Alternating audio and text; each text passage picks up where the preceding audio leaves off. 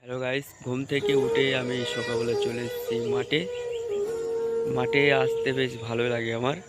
আর এই যে শীতকালে একটু হাওয়া, রোদটা খুবই গায়ে লাগলে আরামদায়ক লাগছে আর কি।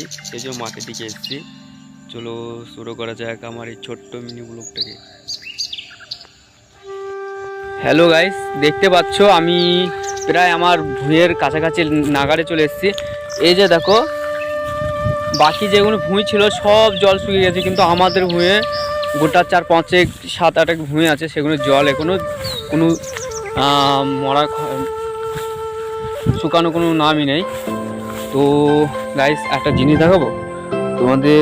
এই যে জমিটা দেখাচ্ছি, এখন কি বলতে পারো, শামকুল নাকি একটা পাখি বলে।